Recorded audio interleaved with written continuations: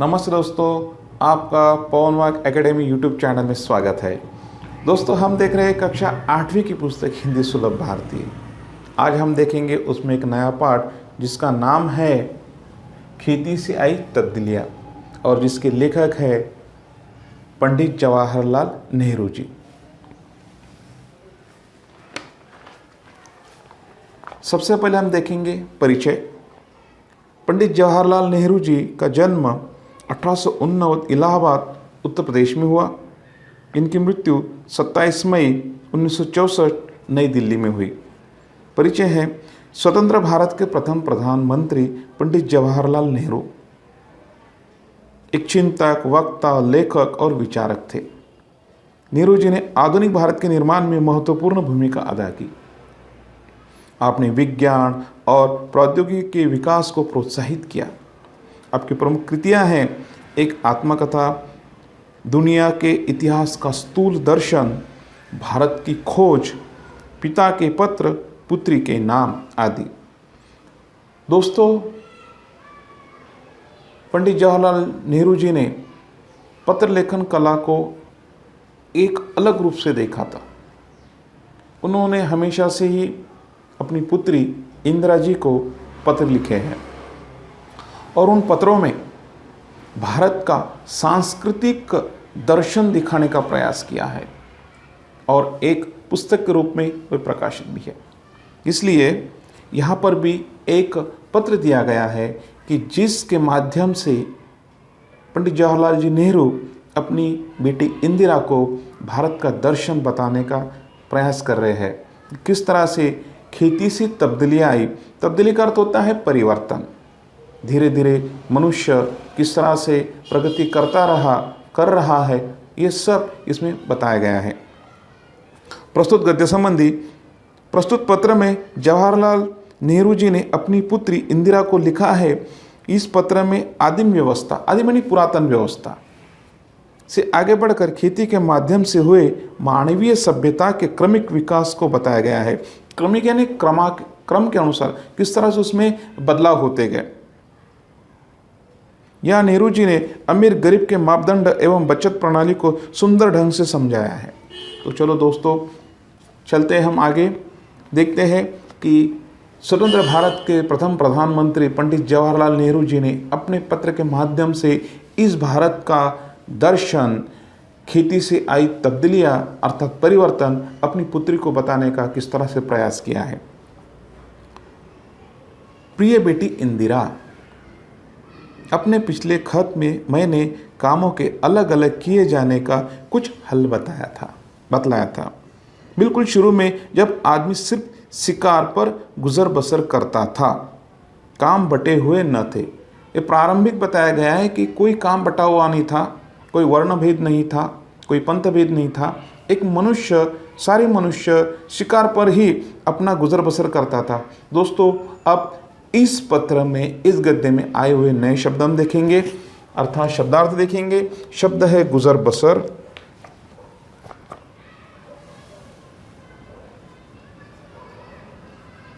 गुजर बसर का अर्थ है जीविका।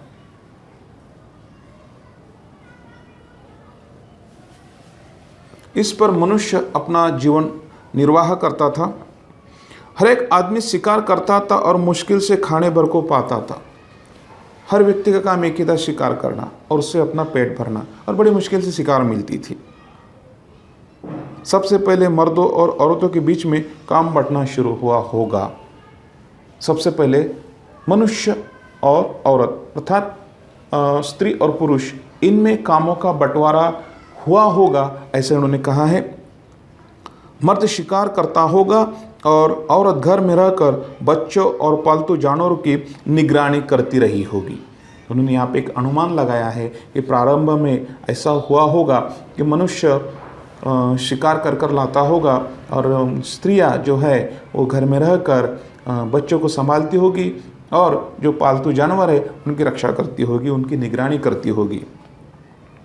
जब आदमियों ने खेती करना सीखा, फिर धीरे धीरे हमारी प्रगति होती गई। फिर खेती करनी जब शुरुआत की गई, जब आदमियों ने खेती करना सीखा तो बहुत सी नई नई बातें निकली। धीरे धीरे परिवर्तन होता गया। पहली बात यह हुई कि काम कई हिस्सों में बंट गए। अब खेती से कैसी तब्दीलियां आई, अर्थात परिवर्तन। हम तब्दीलियां का अर्थ लिख लेंगे।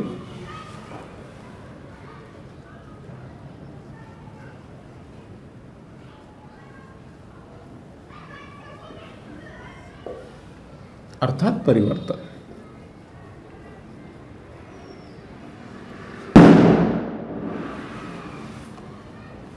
यानी धीरे धीरे किस तरह से परिवर्तन होता गया और खेती ही उसका एकमात्र माध्यम रहा, वो हमें यहाँ पर देखने को मिल रहा है।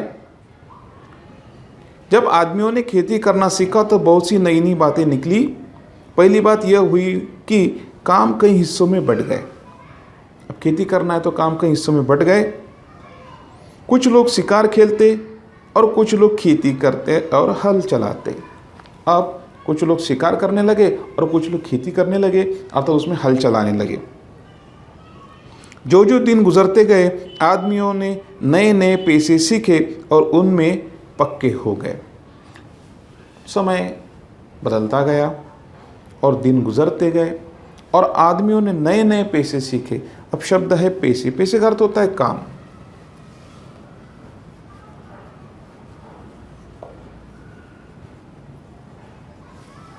नया नया काम सीखा आदमी ने, अलग अलग तरह का काम सीखा। धीरे धीरे वो काम सीखता गया। खेती करने का दूसरा अच्छा नतीजा यह हुआ कि गांव और कस्बे बने। अब मनुष्य जो निरंतर घूम रहा था वो एक जगह स्थायी हो गया। अब उसे घूमने की आवश्यकता कम महसूस होने लगी, क्योंकि खेती से वह अपना पेट चलाना सीख रहा था, जीवन निर्वाह चलाना सीख रहा था, जीवन गुजर बसर करना सीख रहा था। खेती करने का दूसरा अच्छा नतीजा यह हुआ कि गांव और कस्बे बने। लोग इसमें आबाद होने लगे। लोग इनमें आबाद होने लगे। अब शब्द आया है कस्बे और आबाद। हम अर्थ लिखेंगे इसका। कस्बे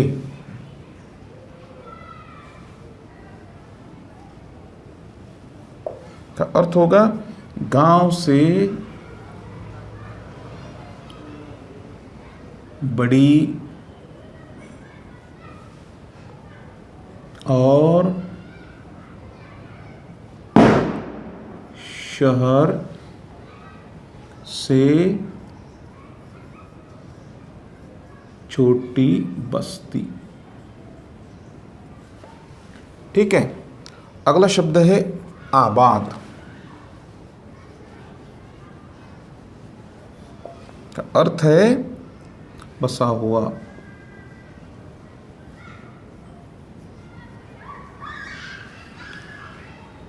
लोग इनमें आबाद होने लगे, यानी लोग उसमें रहने लगे, बसने लगे। अब एक जगह इकट्ठा हो रहे थे। खेती के पहले लोग इधर उधर घूमते फिरते थे और शिकार करते थे। हमने पहले भी देखा कि खेती के पहले वह अपना गुजर बसर करने के लिए इधर उधर घूमते थे, शिकार के लिए। उनके लिए एक जगह रहना जरूरी नहीं था। अब शिकार करने के लिए एक जगह रहकर थोड़ी ना शिकार मिलेगी, इसलिए उन्हें निरंतर घूमना पड़ रहा था। शिकार हर एक जगह नहीं मिल जाता था।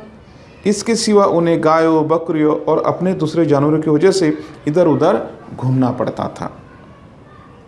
इन जानवरों को चराने के लिए चरागाहों की ज़रूरत थी। अब जैसे जैसे प्रगति होती गई तो बकरियां, गाय, भैंसे, इनको चराने के लिए वह चरागाहों की उन्हें आवश्यकता होती थी। अब शब्द है चरागाहों।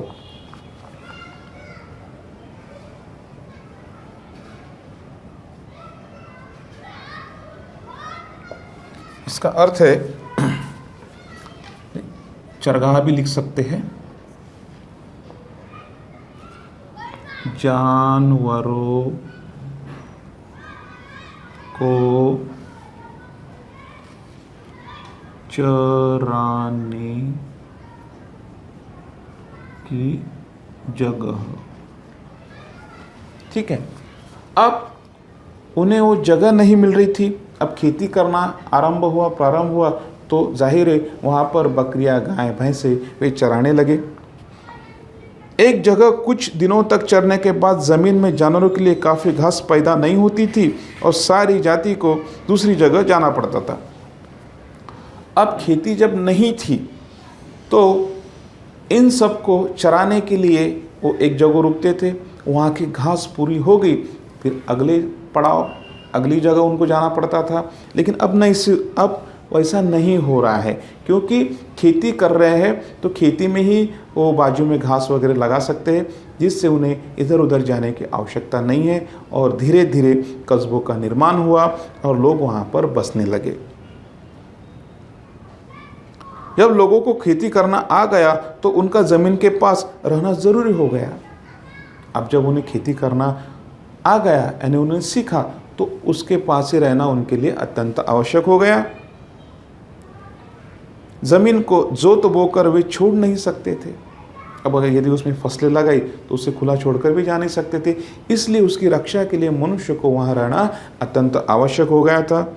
उन्हें साल भर तक लगातार खेती का काम लगा ही रहता था और इस तरह गांव और शहर बन गए। देखो किस तरह से परिवर्तन हुआ।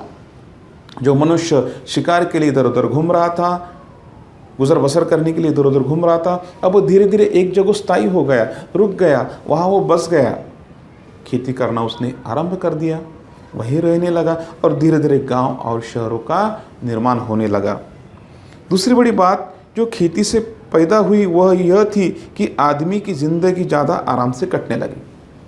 अब वो स्थायी हो गया, उसे थोड़ा आराम मिलने लगा। जो निरंतर लगातार घूम रहा था तो एक जगह वो स्थायी हो गया। दूसरी बड़ी बात जो खेती से पैदा हुई वह यह थी कि आदमी की ज़िंदगी ज़्यादा आराम से कटने लगी। अब उसे आराम करने लगा। खेती से ज़मीन में अनाज पैदा करना सारे दिन शिकार खेलने से कहीं ज़्यादा आसान था। दिन भर उस शिकार के पीछे घूमो, उससे तो अच्छा ये है कि खेती से ज़मीन में अनाज पैदा करना सारे दिन शिकार खेलने से कहीं ज़्यादा आसान था। इसके सिवा ज़मीन में अनाज भी इतना पैदा होता था कि जितना वे एकदम खा नहीं सकते थे। देखो ज़मीन में इतना अनाज आ जाता था कि वो एकदम ना खा सके, धीरे धीरे खाते रहे तो उन्हें साल भर वह पूरा हो जाता था। इसे भी सुरक्षित रखते थे। अब अनाज को सुरक्षित रखने का भी उन्होंने सीख लिया था और अनाज को सुरक्षित रख रहे थे। एक और मज़े की बात सुनो। देखो पंडित जी अपनी पुत्री को क्या कह रहे हैं पत्र के माध्यम से। एक और मज़े की बात सुनो। जब आदमी निपट शिकारी था तो वह कुछ जमा न कर सकता था, या कर भी सकता था तो बहुत कम, किसी तरह पेट भर लेता था। देखो जब वो केवल शिकारी था तो किसी चीज़ को वो जमा करके नहीं रख सकता था, किसी तरह गुजर बसर कर लेता था और अपना पेट पालता था। अब शब्द आया है निपट। निपट का अर्थ होता है एकदम, निपट एकदम।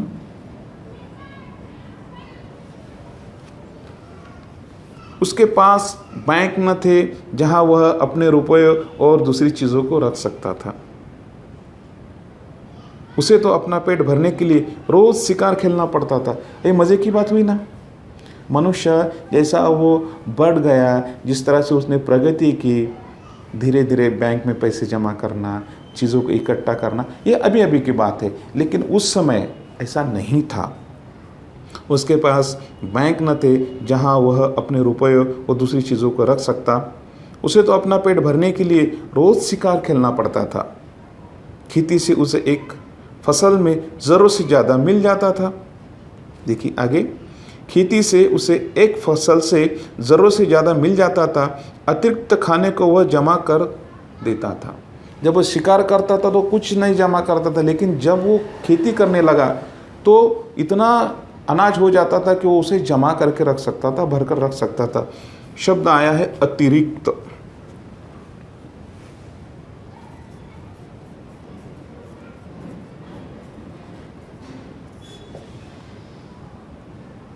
आवश्यकता से अधिक।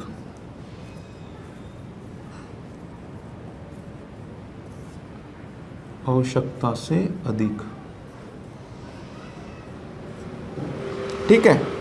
इस तरह लोगों ने अतिरिक्त अनाज जमा करना शुरू किया। लोगों के पास अतिरिक्त अनाज इसलिए हो जाता था कि वो उससे कुछ ज़्यादा मेहनत करते थे जितना सिर्फ पेट भरने के लिए ज़रूरी था। अब अतिरिक्त अनाज क्यों पैदा हुआ?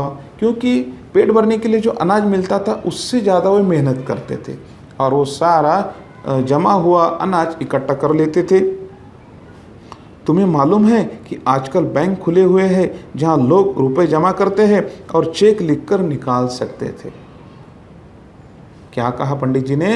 अपनी पुत्री को बता रहे हैं कि तुम्हें मालूम है कि आजकल बैंक खुले हुए हैं जहां लोग रुपए जमा करते हैं और चेक लिखकर निकाल सकते हैं। अब पैसे रखने के लिए बैंक एक सुरक्षित जगह है। यह रुपया कहाँ से आता है?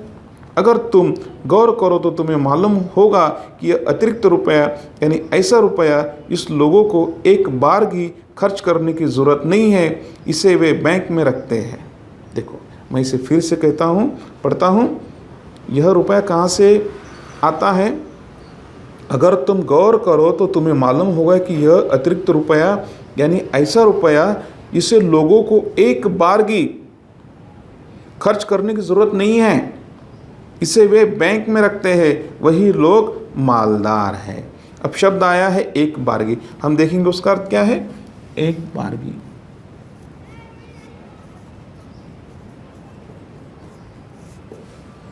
अर्थात एक समय पर।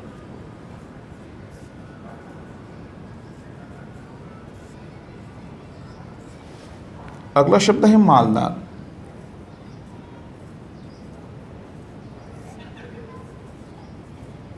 धनवान, है ना। अब धीरे धीरे लोगों को बस पैसा जमा होने लगा और एक बार एक समय कितना खर्च करना है उतना कर लिए। उसके बाद जो अतिरिक्त बचा हुआ पैसा है वो जमा करके रखने लगे, बैंक में रखने लगे और धीरे धीरे वो धनवान हो गए, मालदार हो गए। जिनके पास बहुत सा अतिरिक्त रुपया है और जिनके पास कुछ नहीं है वे गरीब है। देखो, अब यहाँ पर गरीब और अमीर इनके बारे में बताया गया है कि किस तरह से लोग अमीर होते गए और कुछ लोग गरीब ही रह गए। आगे तुम्हें मालूम होगा कि अतिरिक्त रुपया आता कहाँ से है। इसका सबब यह नहीं है कि आदमी दूसरे से ज़्यादा काम करता है और ज़्यादा कमाता है, बल्कि आजकल जो आदमी बिल्कुल काम नहीं करता उसके पास तो बचत होती है और जो पसीना बहाता है उसे खाली हाथ रहना पड़ता है। और यही बात समाज की पंडित जवाहरलाल नेहरू जी ने इंदिरा जी को लिखे हुए पत्र के माध्यम से हमारे सामने रखी है। जो निरंतर काम करता है उसके पास पैसे नहीं होते और जो कम काम करता है उसके पास पैसे होते हैं। और किस तरह से होते हैं ये हम देखेंगे। इसका सबब है कारण। सबब का अर्थ है कारण।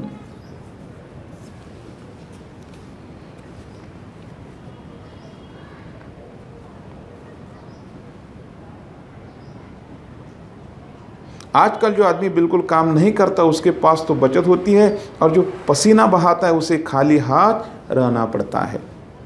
कितना बुरा इंतज़ाम है। बहुत से लोग समझते हैं कि इसे बुरे इंतज़ाम के कारण दुनिया में आजकल इतने गरीब आदमी हैं। बहुत से लोग समझते हैं कि इसी बुरे इंतज़ाम के कारण दुनिया में आजकल इतने गरीब आदमी हैं। अभी शायद तुम यह बात समझ न सको, इसलिए इसमें सिर न खपाओ। फिर उन्होंने ये भी कहा कि अभी तुम छोटी हो, अभी तुम इस बात की ओर ध्यान मत दो कि गरीबी क्यों निर्माण हुई और अमीरी कैसी निर्माण हुई। इसके बारे में तुम ज़्यादा सोचो मत। थोड़े दिनों में तुम इसे समझने लगोगी। जब आप और बड़ी हो जाओगी तो आपको धीरे धीरे बात समझ में आएगी कि गरीब किस तरह से गरीब रह गया और धीरे धीरे अमीर किस तरह से अमीर होता गया।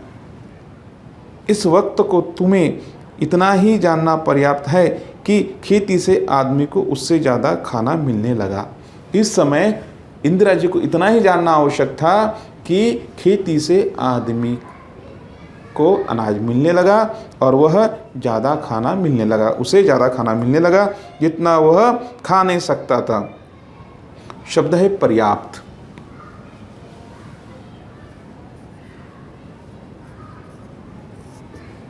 अर्थ है काफी।